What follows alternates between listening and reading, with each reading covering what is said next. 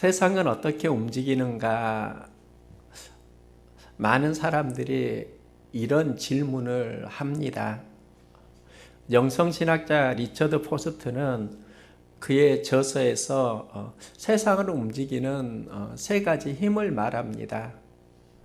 세상은 돈, 권력, 섹스로 움직인다. 이게 한때 굉장히 유명한 책이었습니다. 여기에 동의할 수도 있고 동의하지 않을 수도 있지만 분명한 건 세상을 움직이는 데는 어떤 힘의 근원들이 있다는 겁니다. 성경은 그 힘의 근원을 사랑에서 찾고 있습니다. 하나님이 세상을 이처럼 사랑하사 독생자를 주셨다. 사랑에서 하나님의 사역이 시작된다는 겁니다. 우리 그리스도인은 세상에 움직이는 힘이 하나님의 섭리라고 고백을 하는데요. 모두 의미가 있는 이야기입니다. 저는 이 시간에 세상을 움직이는 힘이 무엇일까 함께 말씀을 나누려고 합니다. 삶에는 굉장히 많은 신호가 있다는 것을 보았습니다. 제가 개척 초기에 선운 휴먼시 앞에서 전도를 했는데요. 이때 차량들이 사람들이 신호를 따라 움직입니다. 빨간불이면 멈추고요. 초록불이면 사람들이 오갑니다. 이 신호 체계가 틀어지게 되면 사고가 나는 것을 볼 수 있습니다. 교통만 그런 게 아니라 운동 경기도 그렇습니다. 오늘 주일학교 예배를 드리면서 야구를 하는 친구가 있어서 물어보았습니다. 그가 포수인데요. 한 경기에 보통 몇 개 정도의 사인이 오가는가 물으니까 한 300개 정도 오간다고 합니다.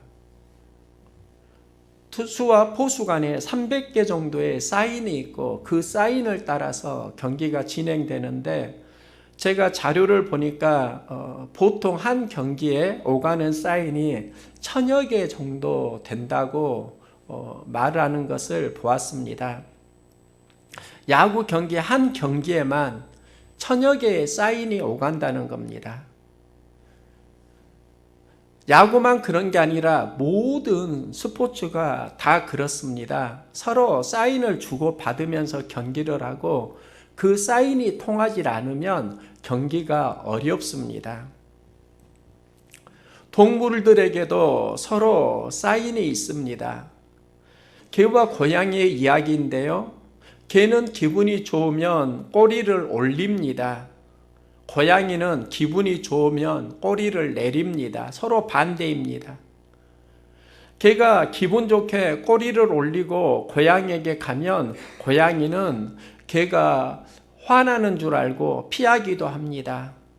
또 공격하기도 합니다.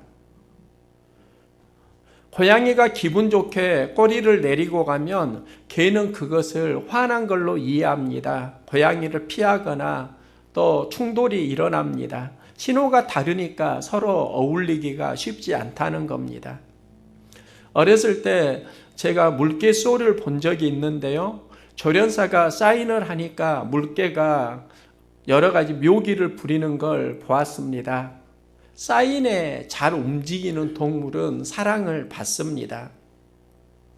동물만 그런 게 아닙니다. 영국의 존슨 교수가 식물에도 신호가 있다. 이 연구 결과를 2013년도 에콜로지 레터스에 기재를 했습니다.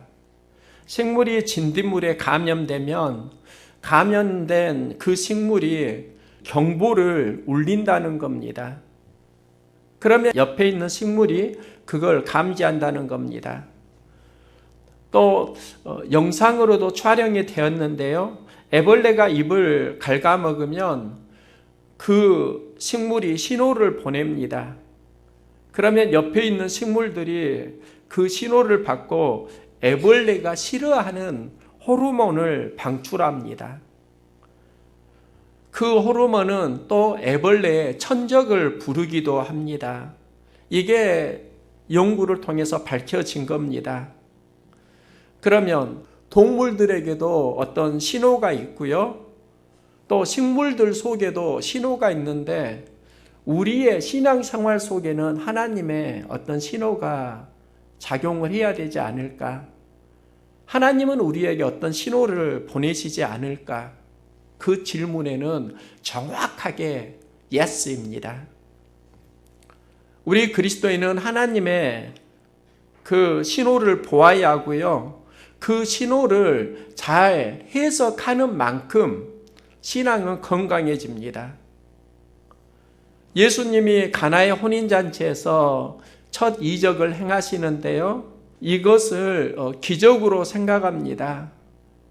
저도 어렸을 때 많이 불렀던 찬양이 예수님이 말씀하시니 물이 변하여 포도주 되었네. 이 찬양 굉장히 많이 했습니다. 율동도 지금도 알 수 있을 정도입니다. 그런데 성경을 본문을 보니까 이걸 기적이라고 말하지 않고 예수님께서 갈릴리 가나에서 첫 표적을 행하셨다. 표적을 행하셨다 말씀합니다. 표적이 언어가 아르켄 세메이온인데요. 아르켄은 본질적인 이라는 의미가 있고 세메이온은 안내판, 표지판이라는 의미가 있습니다. 그러면 가나의 혼인잔치에서 예수님이 하셨던 사역을 보면 하나님이 우리에게 주시는 어떤 사인이 있다는 겁니다. 그 사인을 읽을 수 있는 사람이 있고 읽지 못하는 사람이 있습니다. 하나님이 주신 사인이 있고요. 예수님은 그 사인을 따라서 움직이셨습니다. 오늘은 그 사인이 무엇인가를 보려고 하는데요. 가나의 혼인잔치는 가나에 있는 한 가정에서 일어난 이야기입니다. 포도주가 떨어졌습니다. 잔치집에서 포도주가 떨어졌다. 이건 분위기를 망치는 것이지요. 잔치집에는 사람이 있어야 하고 또 음식이 있어야 하고 분위기가 살아나야 됩니다. 음식이 없으면 사람이 몰려들질 않고요. 사람이 몰려들지 않으면 기쁨이 약화됩니다. 잔치집은 흥겨워야 되는데 흥겨움을 잃습니다. 흥겨움을 살리는데 굉장히 중요한 역할을 하는 것이 바로 포도주인데요. 이 포도주가 떨어졌을 때 예수님이 포도주를 만드는 이 사건이 예수님이 행하신 첫 번째 기적으로 우리는 알고 있습니다. 그럼 포도주가 의미하는 게 무엇인가? 포도주는 기쁨을 의미합니다. 포도주가 떨어졌다는 건 기쁨이 떨어졌다는 겁니다. 이 기쁨이라는 의미가 에덴 동산의 의미입니다. 하나님이 인류에게 처음에 주신 선물이 에덴 동산입니다. 에덴 동산에서 하나님이 금하신 열매를 따먹고 그들은 쫓겨납니다. 에덴 동산에서 쫓겨났다. 인류가 기쁨을 잃었다입니다. 그러면 예수님이 가나 혼인잔치에서 포도주를 만드신 이 사건은 기쁨을 회복하셨다는 사건이고 에덴 동산을 예수님이 회복해 가고 있다라는 이야기입니다. 예수님의 사역에는 회복이 있습니다. 마음이 낙심되고 지칠 때 예수님을 만날 수 있기를 소망합니다. 내 안에 여러 생각이 있을 때 그 생각이 옳은가 그른가 예수님을 만나고 계속 자문하면서 건강한 우리의 삶들을 회복해 갈 수 있기를 소망합니다. 예수님을 만나면 회복됩니다.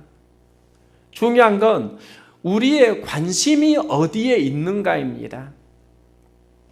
예수님을 만난다고 하면서 우리의 관심이 다른 데 있을 수 있다는 겁니다. 가나의 혼인잔치를 보면 포도주가 회복되는 사건인데요. 본문을 자세히 보면은 두 종류의 포도주가 있습니다. 문맥을 보면 두 종류의 포도주가 나옵니다. 마리아가 잔칫집에 포도주가 떨어졌으니까 예수에게 도와달라 이렇게 부탁을 합니다. 이건 마리아가 부탁하는 포도주이고요. 예수님은 그 일이 나와 상관이 없다 이렇게 말씀합니다. 그러면 마리아가 말한 포도주는 내가 생각이 없다는 겁니다. 나의 관심 사항이 아니다는 겁니다. 그러면서 예수님은 나중에 포도주를 만드십니다. 그러면 마리아가 말한 포도주와 예수님이 회복한 포도주는 영적으로 본질적으로 다르다는 것을 우리가 이해를 해야 합니다. 그럼 마리아가 부탁한 포도주는 어떤 술일까요? 잔칫집에서 사용하는 술입니다. 이 술을 마시면 우리는 술 기운이 나옵니다. 이 술 기운을 주사라고 합니다. 몸을 비틀거리고 균형 감각을 잃고요. 또 마음에 있는 것을 쏟아내기도 합니다. 마리아가 구한 것은 우리가 보통 이해하는 술입니다. 하지만 이 술이 인생의 문제를 해결하는 건 아닙니다. 잠시 있기는 하지만 인생의 문제를 해결하지 못합니다. 또 이 술이 균형과 방향 감각을 흐트릴 수도 있습니다. 예수님은 이 술은 거절하시는 겁니다. 그러면서 예수님이 포도주를 만드시는데요. 이 포도주는 동일한 술 같지만 예수님은 그 포도주를 자신의 피와 연결시키십니다. 예수님은 성만찬을 하시면서 말씀합니다. 잔을 가지사 감사 기도하시고 그들에게 주시며 이르시되 너희가 다 이것을 마시라. 이것은 죄사함을 얻게 하려고 많은 사람을 위하여 흘리는 바 나의 피 곧 언약의 피니라. 예수님은 제자들에게 포도주를 따라 주셨습니다. 마시라고 하는데 죄사함을 얻게 하는 언약의 피라. 예수 그리스도의 십자가 보혈 사건을 말씀합니다. 또 성경을 보면 마리아가 구한 포도주와 예수님의 포도주가 서로 다르다는 것을 얼마든지 짐작을 할 수 있는데요. 예수님이 만드신 포도주는 죄 사함을 얻게 합니다. 예수 그리스도의 보혈을 상징합니다.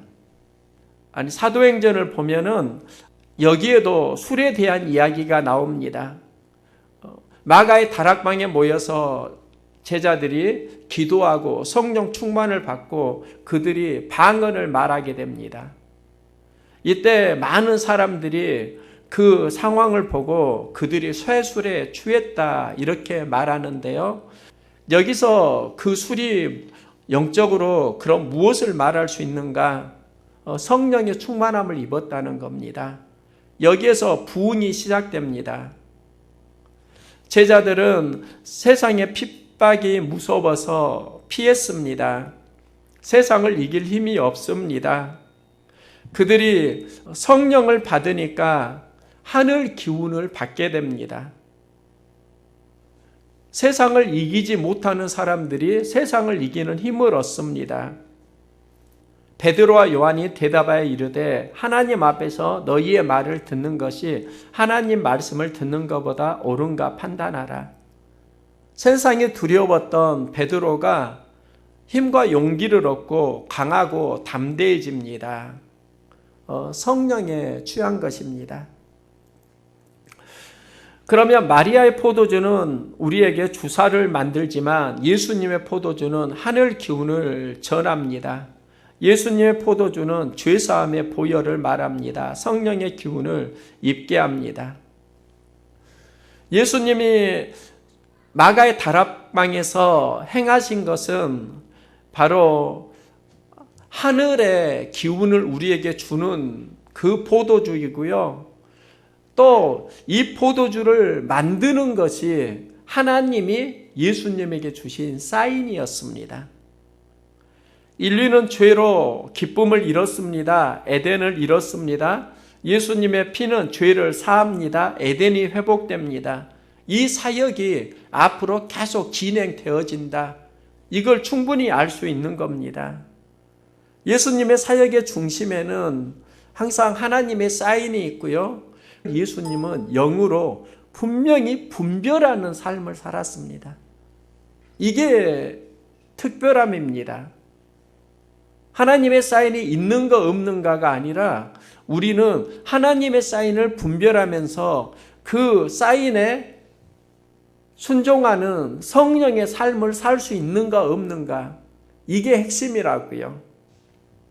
가나의 혼인잔치 이야기를 보면은 돌 항아리 그 6에 물을 채우라고 합니다. 이 돌 항아리가 그 당시에 결례 항아리입니다. 보통 우리는 포도주를 담을 때는 가죽 부대에 담습니다. 예수님은 가죽 부대에다 포도주를 담으라고 하는 게 아니라 결례 항아리에다 물을 부으라고 합니다. 결례 항아리는 식사하기 전에 손을 씻고요.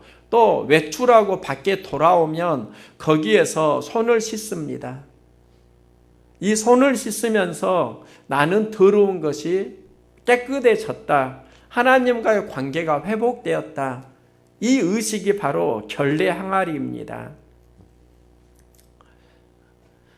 이때 예수님은 그들에게 말씀합니다. 이 결례 항아리로 우리가 깨끗해졌다고 하는데 주께서 이르시되 너희 바리새인은 지금 장과 대접의 겉은 깨끗이 하나 너희 속에는 탐욕과 악독이 가득하도다. 겉은 깨끗한데 너희 속이 지저분하다. 이 말씀을 하십니다. 또 겉은 씻지만 내용을 씻지 않는다는 겁니다. 눈먼 바리새인들이여 너는 먼저 안을 깨끗이 하라. 그리하면 겉도 깨끗하리라. 안을 깨끗하게 하라고 말씀합니다. 예수님은 이 말씀을 하시고 또 결례 항아리 안에 물을 채우고 그 물을 포도주로 바꾸십니다. 여기서 주는 메시지가 있습니다. 항아리가 변하는 게 아니라 항아리 속에 내용물이 달라진다는 겁니다. 하나님이 원하시는 건 속사람의 변화입니다. 우리 심령의 새로움입니다. 속사람의 변화를 하나님은 기대하십니다. 항아리가 변한 게 아니라 내용물이 변해야 한다. 이게 물과 성령의 거듭남이라고 할 수 있습니다. 하나님은 중심을 보십니다. 믿음을 보시는 겁니다. 이제 연말이 지나갑니다. 그리고 신년이 다가옵니다. 여러 계획이 있을 겁니다.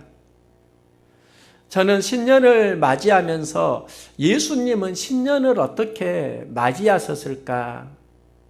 성경에 보니까 신년에 대한 예수님의 경험은 나와 있진 않은데요.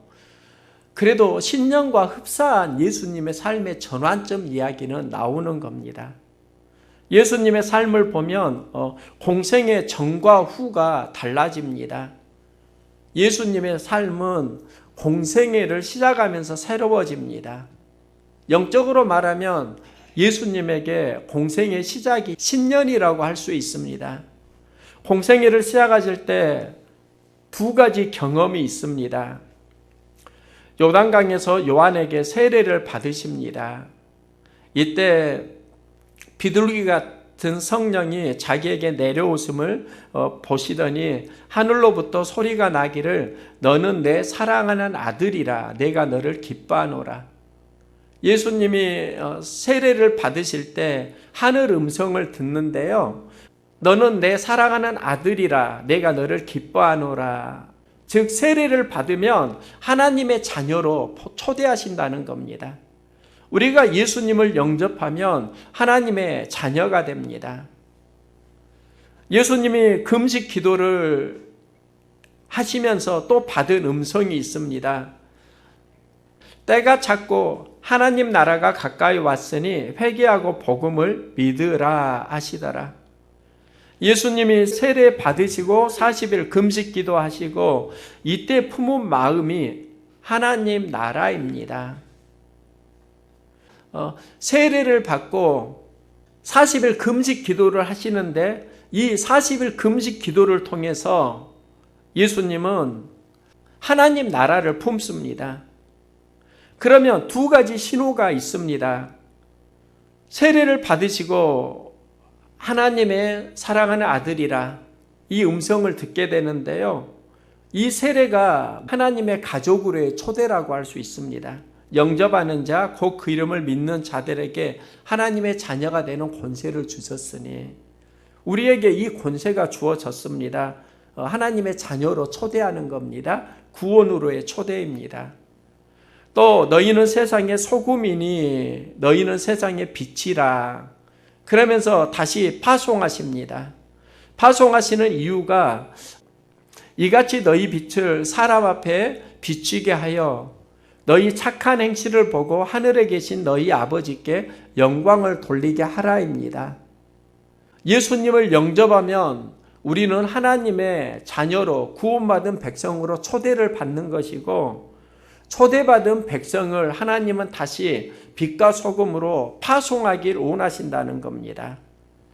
이 두 가지 현장에는 하나님의 사인이 있습니다. 예수를 믿으면 구원을 이루시는 하나님의 사인이 우리에게 있는 것이고 또 구원받은 하나님의 백성으로 세상에 살아가야 하는 빛과 소금의 삶이 있는 겁니다. 이걸 통해서 무엇을 이루게 되는가? 너희 아버지께 영광을 돌리게 하라. 하나님께 영광 돌리는 삶이 어떻게 이루어집니까? 예수님 잘 믿는 거예요. 예수 이름으로 세상의 소금과 빛의 삶을 살아가는 거예요. 이 삶을 통해서 하나님의 영광을 이루어가는 겁니다. 영국 BBC가 올해 4월에 기후변화 더 팩트라는 제목으로 다큐멘터리를 방영했습니다. 이 다큐멘터리에 나오는 이야기인데요. 이제 굴삭기를 동원해서 나무를 베입니다. 이때 우랑우탄 한 마리가 쓰러진 나무 위로 올라옵니다. 손으로 굴삭기의 삽을 자꾸 때리는 겁니다. 우랑우탄이 굴삭기의 그 쇠를 때리는데 굴삭기가 망가지겠습니까? 손만 아프지요. 무모한 도전입니다. 그런데 왜 우랑우탄은 그런 무모한 행동을 하게 되는가? 그 굴삭기를 통해서 무너지는 삶의 터전을 보았기 때문입니다. 내 삶의 터전을 무너뜨리지 말라고 저항하는 것이지요. 그 우랑우탄은 마취총을 맞고 생포되고요. 동물 보호구역으로 옮겨집니다. 굴삭기의 삽을 손으로 때리는 그 우랑우탄의 이야기, 그걸 보는데 짠하더라고요. 그러면서 그 우랑우탄의 이야기가 우리들의 이야기는 아닐까, 이런 마음이 듭니다. 지금 우리의 삶 속에 하나님이 만들어 놓은 영적인 삶의 축복과 터전들이 많이 무너지고 있습니다. 그리스도인들이 영적 전쟁을 하고 있고 이겨야 하는데 싸울 힘을 잃어가고 있습니다. 이 상황 속에서 우리가 어떻게 이기는 삶을 살 수 있을까? 예수님은 내가 세상을 이기었노라 하면서 우리에게도 이기는 삶을 살라고 하시는데 어떻게 우리가 이기는 삶을 살 수 있을까? 방법은 하나 있는 것 같아요. 하나님의 사인을 우리가 볼 수 있기를 소망합니다. 하나님이 우리에게 사인을 보내시는데 그 사인을 읽으면은 승리할 수 있습니다. 예수님이 하나님 사역을 하신 이유는 사인을 보았기 때문입니다. 제가 말씀을 준비하면서 예수님의 탄식을 보게 되는데요. 십자가에 달리시기 전에 예수님 말씀합니다. 에루살렘아 에루살렘아 선지자들을 죽이고 내게 파송된 자들을 돌로 치는 자여 암탉이 그 새끼를 날개 아래에 모음같이 내가 내 자녀를 모으려 한 일이 몇 번이더냐. 그러나 너희는 온하지 아니하였도다. 이 말씀이 정말 너무나 안타깝고 슬프게 들리는 겁니다. 하나님은 죽어가는 영혼을 살리기 위해 수많은 선지자를 보냈습니다. 그리고 암탉이 새끼를 품음같이 자녀들을 회복하려고 하셨습니다. 인류는 또 예루살렘 하나님의 백성들은 그 부름을 거절합니다. 예수님은 여기서 하나님의 눈물과 슬픔을 읽은 겁니다. 하나님의 아픔을 예수님은 읽었다고요. 그리고 하시는 메시지가 예루살렘아 예루살렘아 탄식을 하시는 겁니다. 예수님이 그 예루살렘을 바라보면서 하나님의 사인을 읽고 이제 내가 하나님의 눈물을 닦아드려야 되겠다. 이게 십자가 사건이고요. 예수님은 십자가에서 아버지여 내가 이제 다 이루었습니다. 이 고백을 하시는 겁니다. 나는 하나님의 사인을 따라서 살아왔고 이제 하나님의 사인을 따라서 내 역할을 다하고 십자가 위에서 죽어가는 겁니다. 예수님은 하나님의 신호에 동행하는 삶을 살았습니다. 인류는 마리아의 포도주로 살아갑니다. 그리스도인은 예수님의 포도주를 마셔야 합니다. 예수 그때 보혈에서 회복이 경험됩니다. 여러분의 삶의 현장에 어려움이 있을 때 하나님의 사인을 볼 수 있기를 소망합니다. 마음에 낙심될 수 있어요.